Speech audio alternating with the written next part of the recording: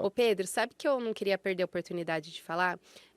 Tem muita dúvida, assim, que chega para mim, assim, no dia a dia, principalmente nesse procedimento que acontece até que o portfólio é vendido, né? Sim, Então, tem uns ritos, né, que se segue antecedente isso, que eu falei para você da emoção ali de apresentação da oferta, sim. né? Mas é um processo muito rico assim de detalhe, porque tanto a parte que está vendendo como a parte que está comprando precisa ter um processo muito transparente de disponibilização de informações, porque são operações, às vezes, de milhões. Né? De Sim. cheques que a gente chama, que são a apresentação das cartas ofertas, que são de valores expressivos, né? Então, tem um paradigma, né, que é a questão da precificação, que todo mundo tem curiosidade e me pergunta, né? Ai, eu queria saber os detalhes de como é feita uma precificação, né? E uma precificação ela é feita com muitos detalhes, mas assim, é muitas variáveis, né? Então, tem assim às vezes, né, o credor, né, não disponibiliza todas as informações, né, para quem está fazendo ali a precificação, ter a segurança de que está chegando num modelo de preço ok, né. Sim, Então, às vezes, deixa de disponibilizar o histórico de recuperação, né, porque acha: "Ah, vou disponibilizar o histórico de recuperação, ele vai saber quanto que meu portfólio traz e aí vai apresentar um preço mais ou menos". Mas é exatamente ao contrário, né. Então, quando você é transparente, então da onde que vem essa transparência? Ela começa no filtro de seleção da base. Então, precisa estar muito claro qual é a base que você está selecionando ali, né? Então, eu peguei o meu produto consignado, tudo que era acima de 360 dias, por exemplo, e tirei as ações contra, as reclamações do Procon, aonde eu não tenho certeza se eu tenho o lastro da dívida, etc. Então, esse é meu filtro. Se você vai para um data room, que é o que a gente chama quando abre essa oportunidade de apresentação da carta oferta, sem a clareza do filtro, isso já gera uma insegurança de quem vai comprar e está fazendo a precificação, né?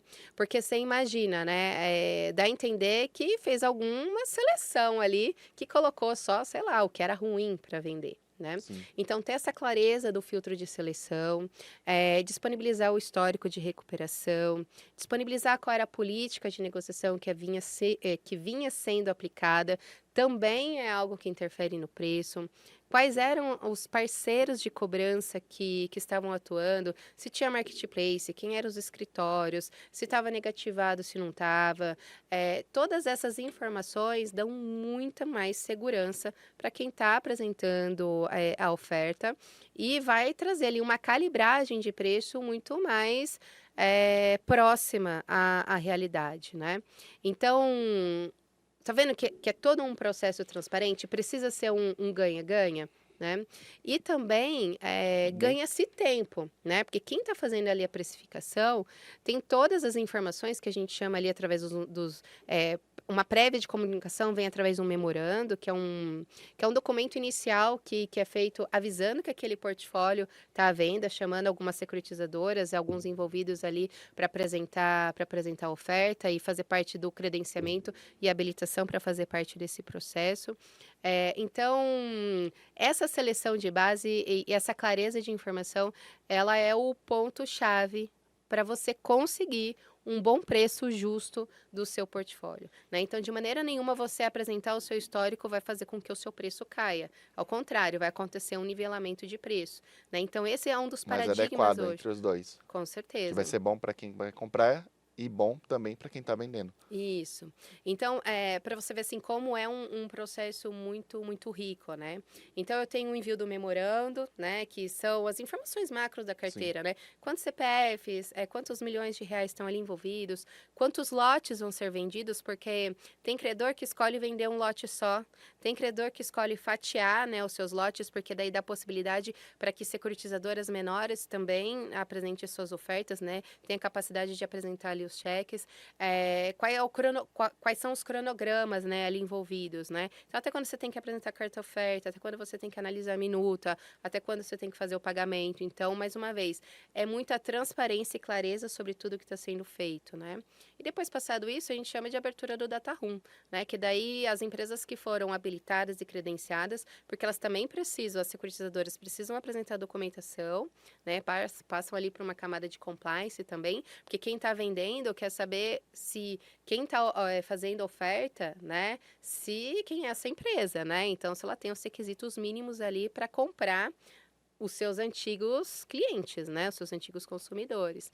Então é aberto esse data room, e esse data room ele acontece entre 4 a 6 semanas, que é o tempo entre todo mundo se aprofundar em todos os detalhes desse portfólio e apresentar ali fazer o pagamento. Né? Então, depois do memorando, disponibilização de todas as informações, então é disponibilizada quem são os devedores, qual é a política, quais os escritórios, então de uma maneira mais detalhada. Tem-se um tempo que a gente chama de QA, que é como se fosse um teste de qualidade, né? Sim. Então, quem se habilitou ali no processo, as securitizadoras vão apresentar dúvidas sobre o portfólio, e quem está lá do outro lado, o credor, precisa responder com muita clareza, né? Porque também isso interfere no preço, porque se você deixar alguma insegurança ali de algum processo que está sendo questionado, interfere também. E uma outra coisa bacana é que a minuta contratual que vai fazer todo o rito, né, dessa sessão, tem vários ritos ali dentro que é muito específica desse mercado, que quais são as garantias, quais são os deal breakers, que são, por exemplo, quando que eu tenho uma recompra, né? Então, o que é a recompra? Eu vendi o portfólio, mas no meio do caminho eu descobri que tem uma ação contra. Ou um cliente está me informando que ele não adquiriu aquele crédito, né? Então, se isso for comprovado, aquele crédito eu devolvo para o credor e ele me paga o preço que eu paguei para aquele crédito, né? Então, tudo isso é discutido dentro da minuta contratual. Então, não é algo que você apresenta a oferta e depois você tem a minuta. Não. A minuta ela pode ser questionada, você tem acesso à minuta contratual antes de você apresentar a oferta. Isso mesmo.